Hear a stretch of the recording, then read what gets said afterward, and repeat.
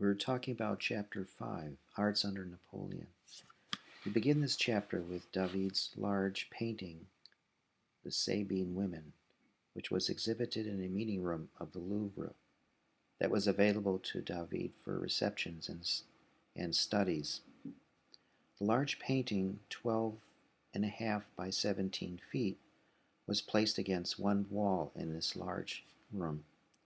Visitors could imagine themselves becoming part of the painting with its life-size figures. It was really not a commissioned work, but was painted over a 5-year period, off and on, until it was complete. This was the first time in France, in a widely publicized venue, when an artist actually charged an admission fee for people to see the work. Since his painting was unsupported by a commission, it seemed to fit into the Directory's new program. The Directory was this period following the Revolution of consular government. It lasted from 1795 to 1799. It was a period of reconciliation when all the parties of France prior to the Revolution were reconciled, brought back together in a new empire. In the early history of Rome, as recounted by the ancient writers Livy and Plutarch, shortly after Rome's founding, Romulus and his followers negotiated unsuccessfully to obtain wives from the Sabines, who had populated the surrounding region. Fearing the emergence of a rival society, the Sabines refused to allow their women to marry Romans. Romulus organized a festival to Neptune and invited people of the nearby towns, including the Sabines. At the festival, Roman men, at Romulus's order, abducted Sabine women at a given moment and offered them marriage to individual Roman men. The Romans defeated attempts by 2 different towns to seek vengeance for this act of abduction at the festival. The third effort was launched by King Titus Tatius, Tatius, of the Sabine peoples, who fought the Romans in the very heart of their city. Here we see Tatius advancing all the way to the city gate of the Palatium, Palatium, where Romulus took over the Roman forces against King Tatius and the Sabines. The Roman historian Livy described the event, quote, "Running across the space between the 2 armies, the women tried to stop any further fighting and calm the excited passions by appealing to their fathers in the army and their husbands in the other not to bring upon themselves a curse by staining their hands with the blood of a father-in-law or a son-in-law."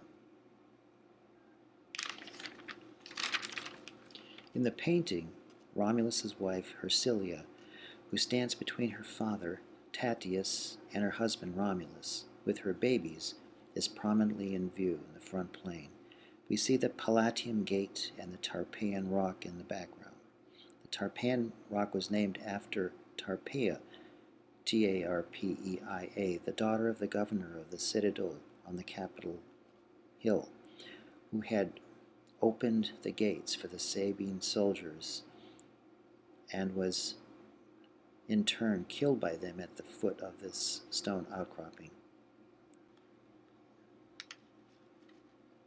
The Sabines and Romans did reconcile, and the Sabines were absorbed into Roman society near the Capitoline Hill region of the city of Rome.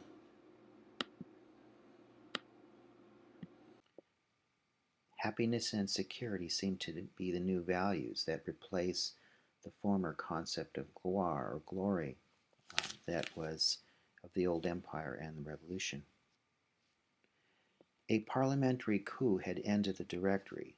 One of the directors led the coup with the military backing of General Napoleon Bonaparte. The consulate was stronger. It represented a stronger central executive with 3 consuls. Napoleon became the first consul in 1800 and again in 1802, now for life with a national referendum. In 1804, he had assumed the title of Emperor of the French. Like David's Oath of the Harati,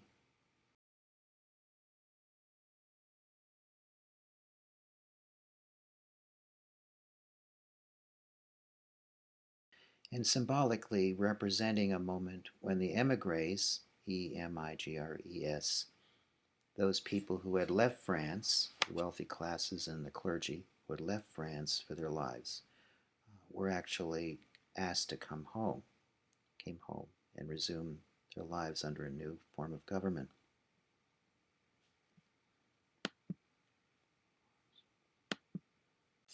When people came to see this painting, they were invited to stand against a large wall, stand against the painting. Visitors could imagine themselves becoming part of the scene with such life-size figures. In fact, if they looked into a mirror strategically placed, they would seem to be on the center stage with the Romans and Sabines. And one thing that everyone noticed was that at around 1800, there was a new simplicity, there was a new style, back to a greater simplicity, particularly of ancient Greek times. We see that the figures are carefully posed on the plane. We notice that they're very delicate half shadows. We find that the colors are softer, not as hard and metallic and solid as the previous Greco-Roman style that was popular in the 80s and 90s. So there's a new style of simplicity and abstraction that takes effect. And if we look into the background, we see that the figures are gathered, in fact, almost seem to be gathered closely together as if they were relief sculptures, making this flat and planar aspect, particularly in the crowd of fighters, seem apparent. And only in the background, with the large castle, a large fortification, fortress walls, do we see any recession in space.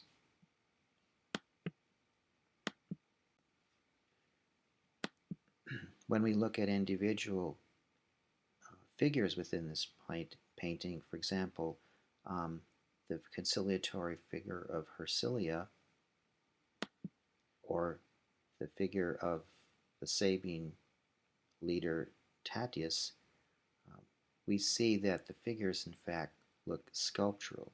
At the same time, there's a great simplification so that they look as if they are idealized in the Greek manner.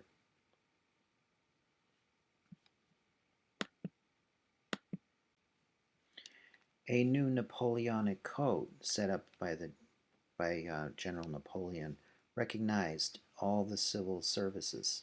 Napoleon also sought to establish a French empire with allies and commercial ports strategically located in both East and West.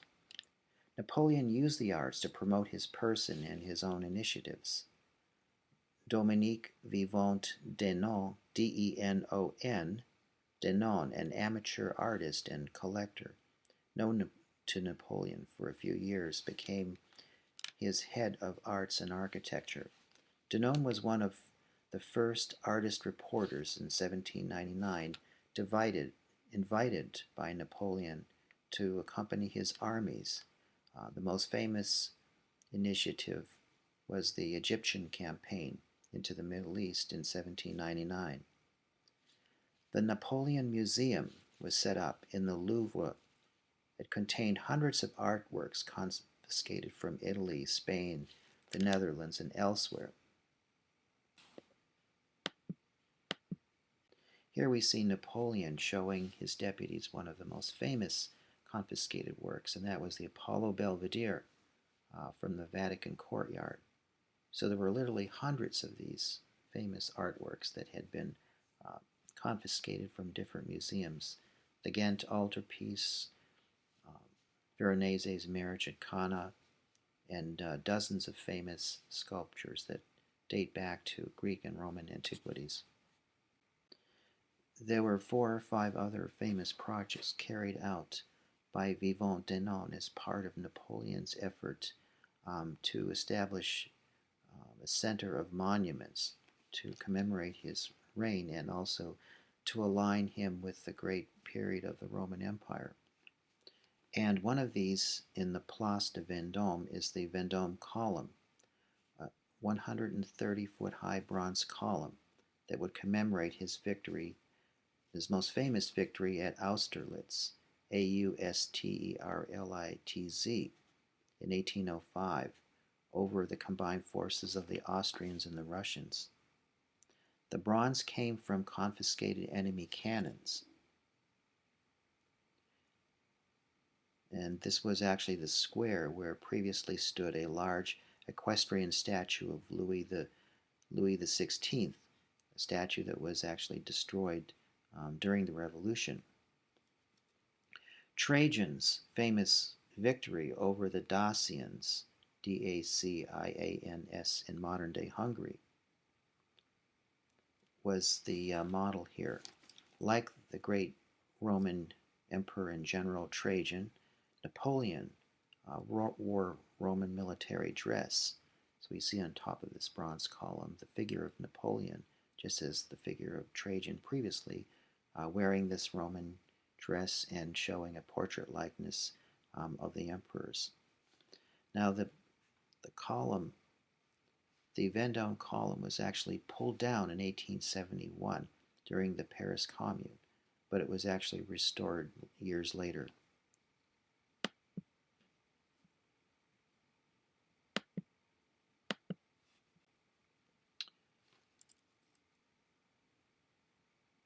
The Arc de Triomphe, which intersects 5 major roads in Paris, was probably the most famous of these monuments that were dedicated to Napoleon and actually finished in the 1830s during the July Monarchy. Another one was the Temple of Glory that was begun during the time of Napoleon, and it eventually was turned into the Church of the Madeleine, or the Church of Mary Magdalene. And in this particular work, just as with the Roman, or the Arch de Triomphe, we see the Roman building precedents. We see, for example, temples and monumental arches that were dedicated to the ancient Roman gods, as well as to the great campaigns of the Roman generals and emperors.